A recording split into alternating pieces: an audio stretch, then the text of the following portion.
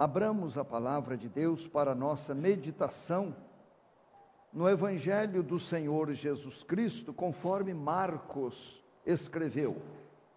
Marcos, capítulo 5. Eu vou ler até o versículo 20. Diz assim: Entre mentes chegaram à outra margem do mar, à terra dos Gerazenos. Ao desembarcar, logo veio dos sepulcros ao seu encontro um homem possesso de espírito imundo, o qual vivia nos sepulcros e nem mesmo com cadeias alguém podia prendê-lo, porque, tendo sido muitas vezes preso com grilhões e cadeias, as cadeias foram quebradas por ele e os grilhões despedaçados, e ninguém podia subjugá-lo. Andava sempre, de noite e de dia, clamando por entre os sepulcros e pelos montes, ferindo-se com pedras.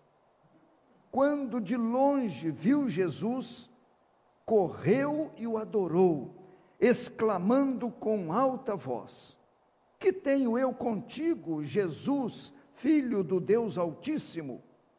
Conjuro-te por Deus, que não me atormentes. Porque Jesus lhe dissera: Espírito imundo, sai desse homem. E perguntou-lhe: Qual é o teu nome? Respondeu ele: Legião é o meu nome, porque somos muitos. E rogou-lhe encarecidamente que os não mandasse para fora do país. Ora, pastava ali pelo monte uma grande manada de porcos, e os espíritos imundos rogaram a Jesus, dizendo: Manda-nos para os porcos, para que entremos neles. Jesus o permitiu.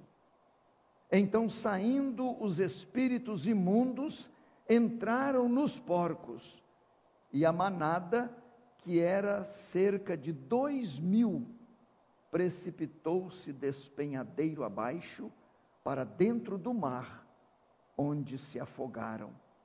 Os porqueiros fugiram e o anunciaram na cidade e pelos campos. Então saiu o povo para ver o que sucedera. Indo ter com Jesus, viram o endemoniado, o que tivera a legião, assentado, vestido, em pleno juízo, e temeram. Os que haviam presenciado os fatos, contaram-lhes o que acontecera ao endemoniado e acerca dos porcos. E entraram a rogar-lhe que se retirasse da terra deles. Ao entrar Jesus no barco, suplicava-lhe o que fora endemoniado, que o deixasse estar com ele. Jesus, porém, não lhe o permitiu, mas ordenou-lhe: Vai para a tua casa, para os teus, anuncia-lhes tudo o que o Senhor te fez, e como teve compaixão de ti.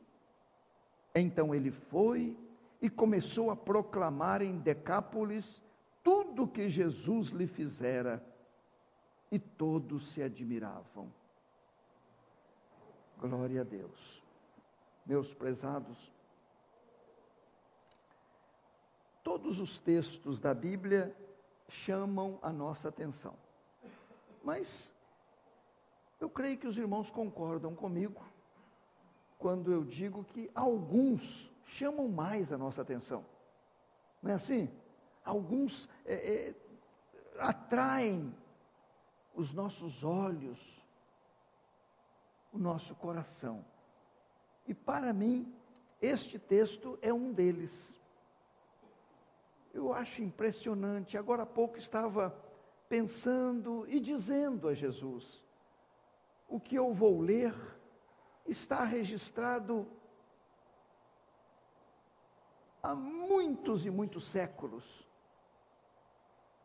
mas de maneira muito viva. E eu estava dizendo ao Senhor no meu coração que fizesse com que isto aqui entrasse em cada um de nós, como aconteceu na época, que se repita hoje. Eu quero, meus irmãos, pensar com os senhores dentro deste tema, uma vida totalmente transformada. Isto é bem claro aqui no registro. Uma vida totalmente transformada. Não fala o nome dele, não diz sobre a família, não diz nada nesses particulares. Mas o principal está aqui. A transformação que aconteceu naquela vida. E eu tenho toda a tranquilidade em dizer que este homem está no céu.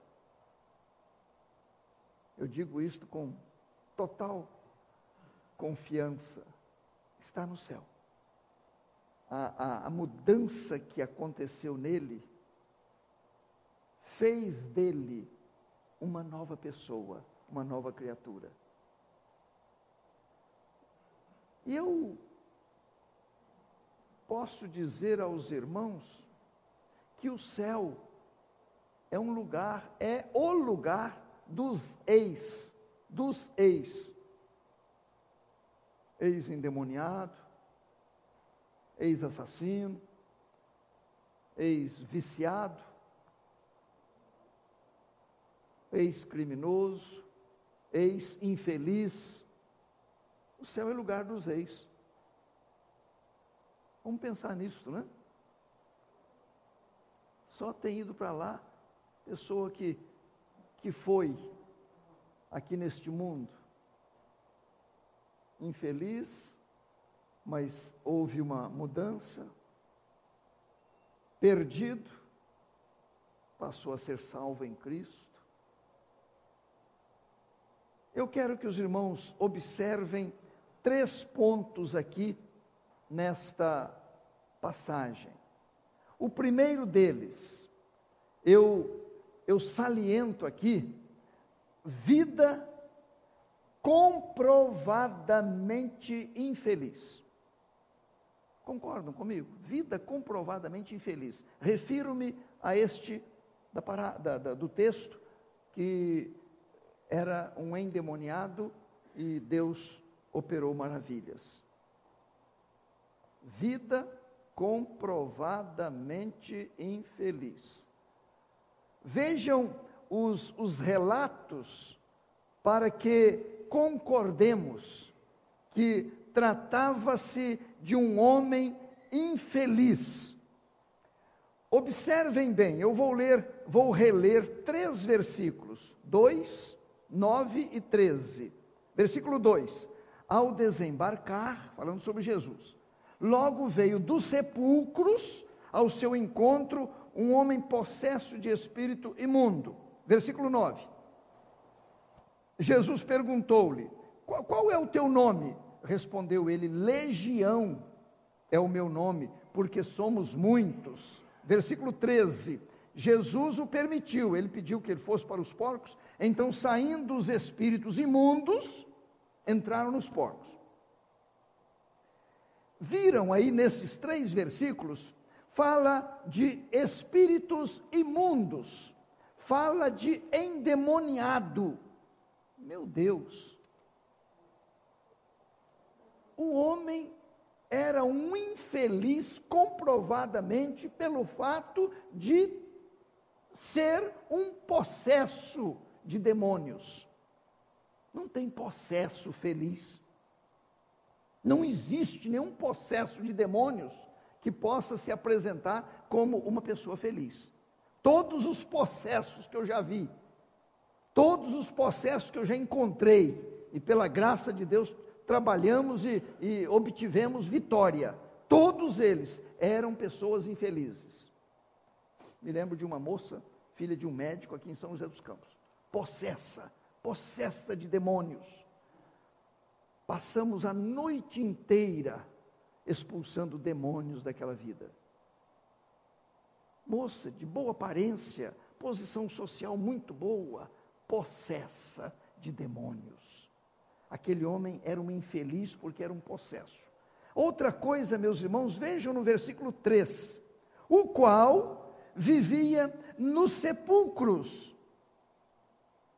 Nem mesmo em cadeias alguém podia prendê-lo. Meus irmãos, o lugar da sua preferência eram os sepulcros. Daria para nós entendermos uma pessoa feliz que gosta de ficar no cemitério? Gosta de ficar entre os mortos, num ambiente de tristeza, num ambiente de lágrimas. Era o lugar da sua preferência. Ele vivia nos sepulcros. Outra coisa, o versículo 5, andava sempre, de noite e de dia, clamando por entre os sepulcros e montes, ferindo-se com pedras. Ele se retalhava, ele não respeitava o seu próprio corpo, ele se maltratava continuamente. Diz o texto que ele feria-se com pedras afiadas, que fazia às vezes de faca. Como é que eu poderia ver um homem desse como um homem feliz? Ainda, versículo 6, quando de longe viu Jesus, correu e o adorou.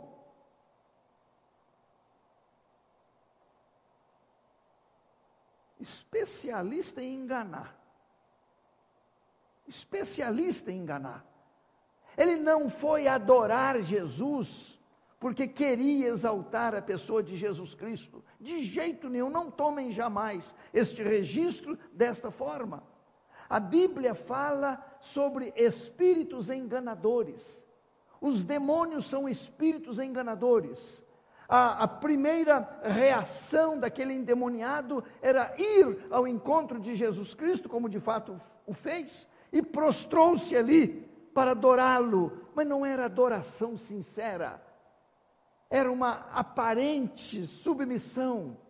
Ele não sabia de forma alguma o que era adorar, verdadeiros adoradores, conforme nós cantamos aqui no início do culto. Isto é fora de cogitação na pessoa dos demônios. Então aquele homem estava totalmente dominado por demônios, e sob aquele domínio estava tentando ludibriar os que estavam ali por perto, para que pensassem que ele estava procurando exaltar, glorificar a pessoa de Jesus Cristo. Outra coisa, meus prezados, no versículo 3 novamente, nós temos o qual vivia nos sepulcros e nem mesmo com cadeias alguém podia prendê-lo. Versículo 4, porque tendo sido muitas vezes preso com grilhões e cadeias, as cadeias foram quebradas por ele e os grilhões despedaçados, e ninguém podia subjugá-lo. Versículo 5, andava sempre de noite e de dia, clamando por entre os sepulcros e pelos montes, ferindo-se com pedras.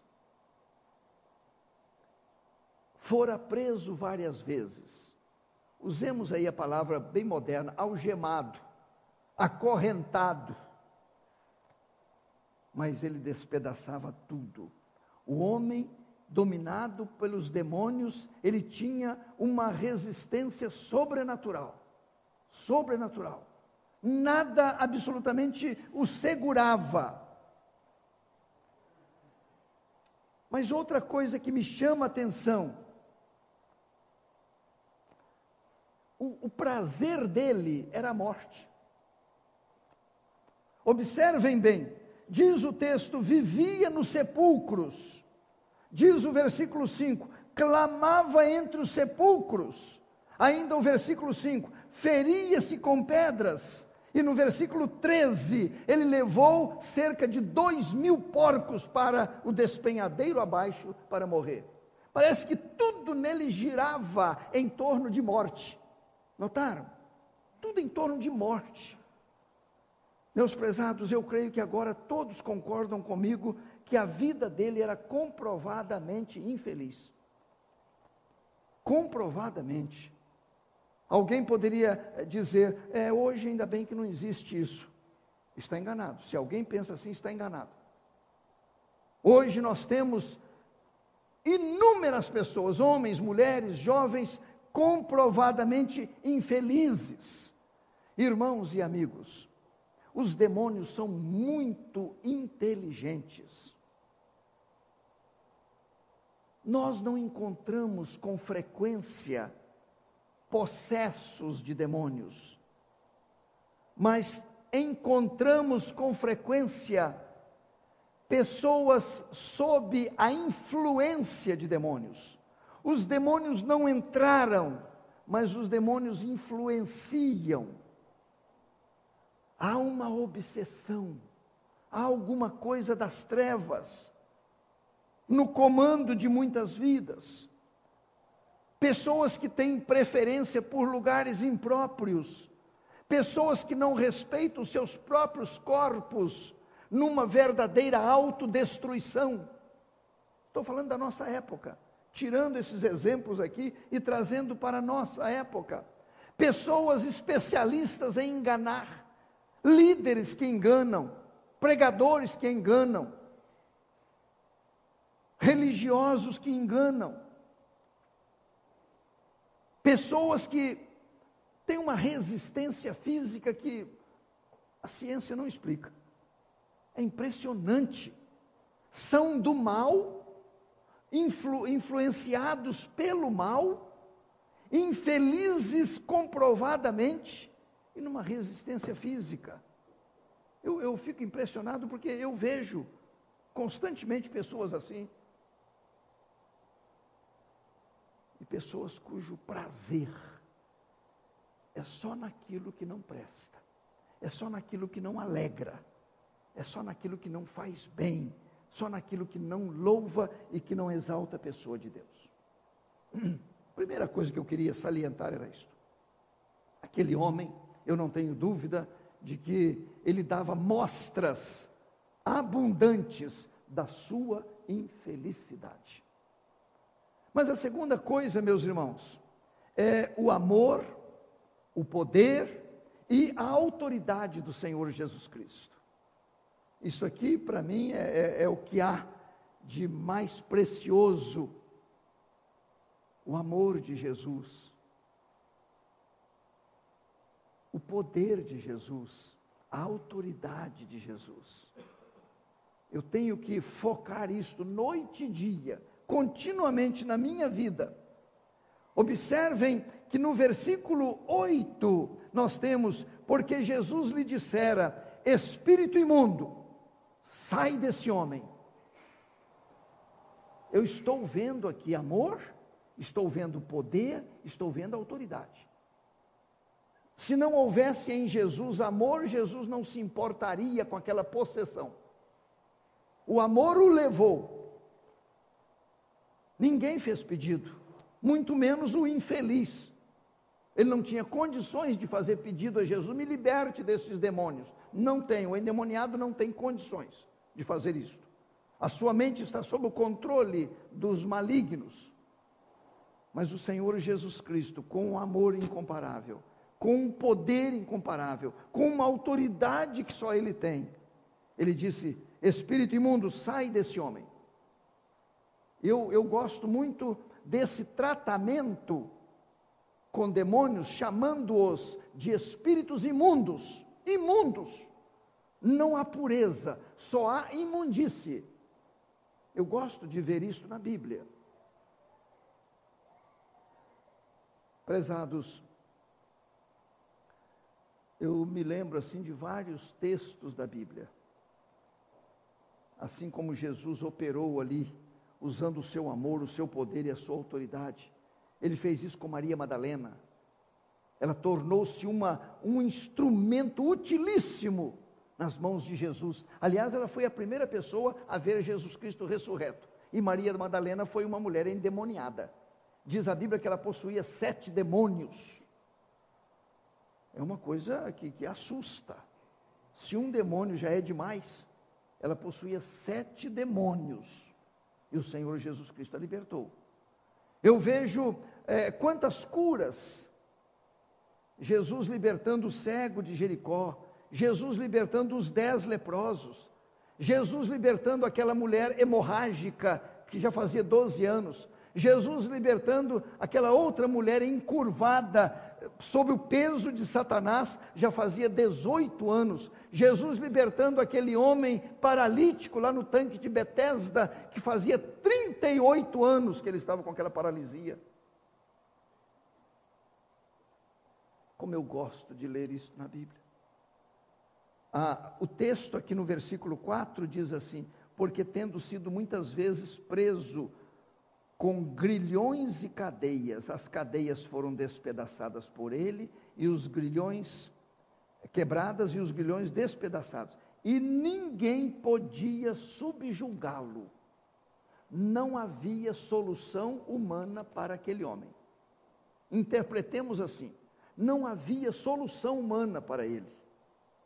Quantas vezes nós já ouvimos de mães, de pais: meu filho parece que é irrecuperável, meu filho parece que não tem mais jeito para ele, ou meu esposo, ou minha esposa. Aqui diz que não tinha solução. Eu paro aqui e fico observando, ninguém conseguia subjugá-lo, ninguém e nada conseguia realizar. É aí que a gente se volta para aquele registro lá de João, quando Jesus disse assim: sem mim nada podeis fazer. Sem mim nada podeis fazer. Não há o que ele não possa fazer. Não há o que ele não consiga. Não há. Eu vejo aqui, dentro deste amor, dentro deste poder, dentro desta autoridade de Jesus Cristo, realizações sobrenaturais. Meus irmãos, o maior feito de Jesus não é curar uma enfermidade aí que desafia a ciência. O maior feito de Jesus não é tirar demônios de uma vida. O maior feito de Jesus é salvar uma pessoa. É salvar uma alma. Um pouco antes de sair, Cleide e eu estávamos vendo algumas cenas de um programa na televisão que se apresenta como um programa religioso. Eu nem gravei o nome daquele pregador, uma figura muito estranha. É a segunda vez que eu vejo. Mas ele leva lá para uma entrevista, não sei se alguém aqui viu, e a pessoa entrevistada vai falando de tantas coisas que aconteceram na vida desde que ele entrou naquela igreja e houve aquela decisão ali pela igreja, pelo trabalho. Ele vai falando, é coisa assim impressionante. Mas eu não ouvi ele falar nenhuma vez: Jesus me salvou. Quando eu morrer eu vou para o céu. Eu não ouvi ele falar. Ele já é dono de não sei quantas construtoras, Marco Aurélio. Ele entrou como pessoa muito simples, lá fazendo massa. É dono de construtoras. Mas eu não sei se ele é salvo. Eu não sei. Recebeu muita coisa, mas eu não sei se ele já recebeu o principal. Porque disso ele não falou. Não estou julgando, não. Mas disso ele não falou. Então eu gosto de olhar esse Jesus que liberta, esse Jesus que soluciona problema, esse Jesus que muda circunstâncias, mas o que mais me encanta é quando alguém me fala: eu aceitei Jesus, eu sou uma nova criatura hoje. Eu sou um salvo. Antônio estava me dizendo: eu quero agradar a Deus, porque agora eu sou dele. Agora eu sou dele. É isto, meus irmãos, que é o principal, é o cerne, é ser do Senhor Jesus Cristo.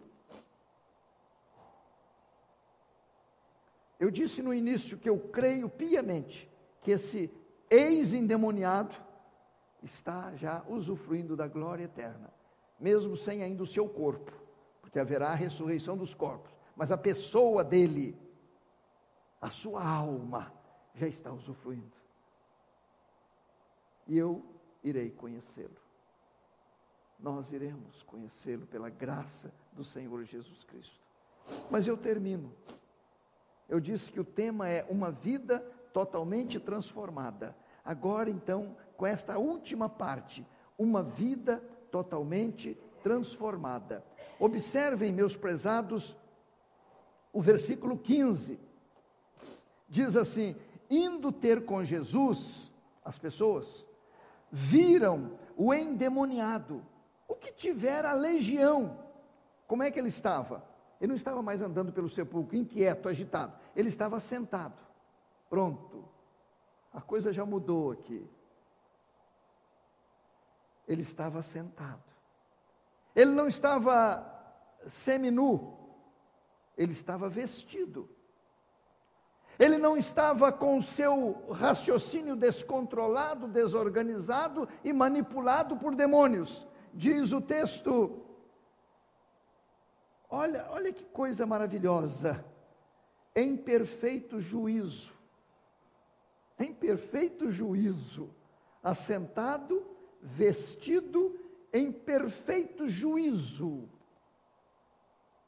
Notaram o que Jesus fez com aquele homem? A revolução que Jesus operou naquela vida. E termina o versículo dizendo, e temeram. Temeram. O homem era assustador, era o terror da região. Agora eles encontram um homem com este comportamento, assentado ali, com toda certeza absorvendo os ensinamentos de Jesus Cristo. Agora não tinha demônio mais na vida. Agora o Senhor Jesus Cristo o colocou em condições de assimilar, de absorver, de analisar e agasalhar no coração as coisas que são do céu. Meus prezados irmãos, mudança, seja para pior ou para melhor, assusta. Podem observar. Gente que piora, assusta os outros. Gente que melhora também assusta. Eles temeram. E ficaram tão assustados, apavorados, que disseram para Jesus, saia da nossa terra. Imaginem bem, ao invés de falar, Jesus, fique porque tem mais gente precisando do Senhor. Saia da nossa terra, porque Jesus operou alguma coisa ali que foi assustadora. Eles não tinham condições para aceitar aquela mudança tão sobrenatural. O Lucas, quando registrou este episódio, ele, sobre isso aí, quando diz que eles temeram encontrar o homem lá, assentado, vestido, com o seu juízo perfeito, eles temeram, o Lucas colocou assim, ficaram dominados de terror. Olha o registro do médico doutor Lucas, ficaram dominados de terror, O pavor, o susto foi muito grande, já fizeram de tudo, não conseguiram resultado com aquele endemoniado, prenderam, nada, o homem cada vez mais e mais, a região toda, por certo, estava inquieta, com medo. Eu penso que um homem daquele, meus irmãos, e eu já vi, eu me lembro aqui agora falando com os irmãos, de um com quem eu trabalhei, e quando comecei a tratar com ele era um bicho, me perdoe a expressão, mas ele era um bicho, não parava mais nada inteiro na sua casa. E quando eu perguntei, quem é você? Ele falou, Lúcifer.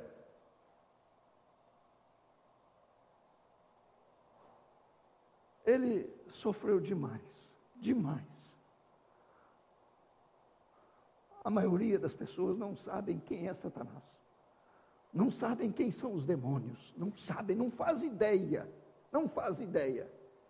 Eu estou dizendo isto aqui com plena consciência de que os demônios estão me ouvindo. Os seres infernais estão ouvindo. Eu digo isto com plena consciência e provo pela palavra de Deus. Eu não tiro a razão daquele povo de ter ficado assustado, aterrorizado, porque aquele endemoniado dava medo. Eu disse que as mudanças, tanto para o bem como para o mal, elas assustam. Abram aí em Atos dos Apóstolos, capítulo 9. Paulo era o terror dos cristãos. Ele arrastava as pessoas para a cadeia, homens e mulheres, ele arrastava. Ele não tolerava crente. Nós temos no capítulo 9 a conversão, no caminho de Damasco. Ali houve a operação sobrenatural do Espírito Santo e fez de Paulo uma nova criatura. Mas vejam aí o que eu vou ler. Aí em Atos 9, eu vou ler apenas 3 versículos, 20, 21 e 22. E logo pregava, ele pregava lá em Damasco, lugar onde ele foi prender os cristãos.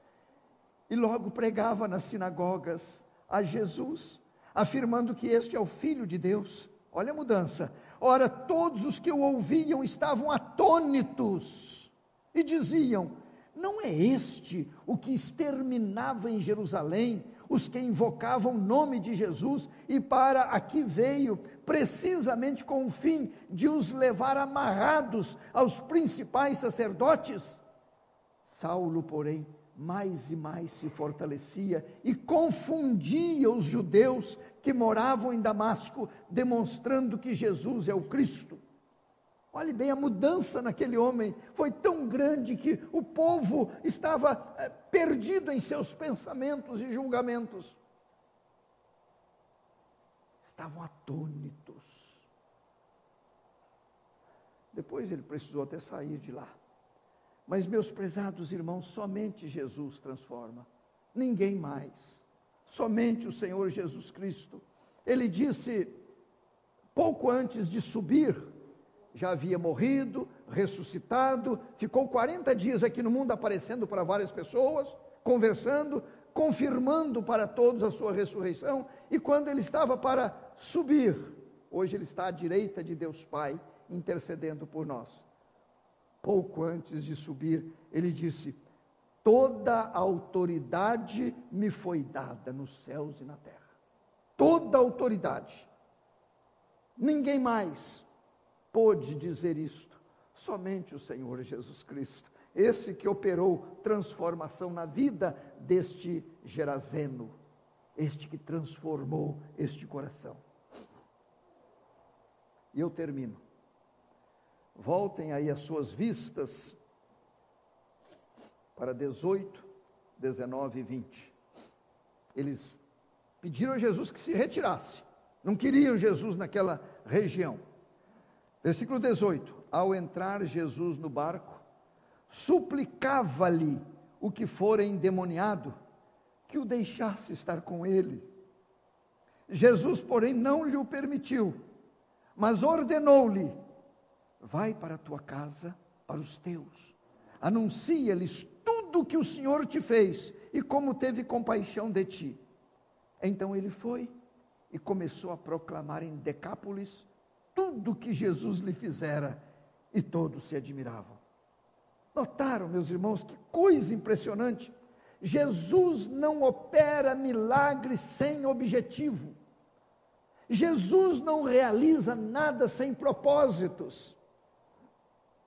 O que ele fez neste homem está mostrado aqui, o propósito. O ex-endemoniado queria acompanhá-lo. Vamos usar nossas palavras: Jesus, eu não posso ficar longe do Senhor mais. Eu quero ir, me deixe entrar no barco também. Não. Vou parafrasear. Já que não me querem aqui, eu preciso deixar um representante. Já que eu não vou poder continuar o trabalho, eu tenho que deixar um missionário. Você fica, vai para os teus, começa lá na tua casa. É dentro da nossa casa, o lugar onde temos que dar início. Vá para os teus. A ordem foi para que ele anunciasse o que Jesus tinha feito em sua vida. E diz o texto que ele obedeceu. Ele foi pregar, foi anunciar. E eu imagino quanta gente não deve ter se convertido em Decápolis. Quanta gente naquela região, pela instrumentalidade daquele homem, que era comprovadamente infeliz, foi transformado pelo poder de Jesus Cristo, e agora um servo do Deus Altíssimo. Jesus não me salvou simplesmente para me salvar, a operação dele não foi essa. Foi para me dar vida eterna e para eu anunciar. Foi para fazer de mim uma nova criatura, sim, com o meu nome lá no céu, mas para eu ter compromisso com as pessoas aqui, enquanto eu aqui estiver. Foi isso também com meu irmão, com a minha irmã, com cada um de nós. Em quantos lugares eles não querem a Jesus, declaradamente, Jesus nos comissiona para que preguemos, com o nosso testemunho, com a nossa fala, com o nosso caráter. Amém.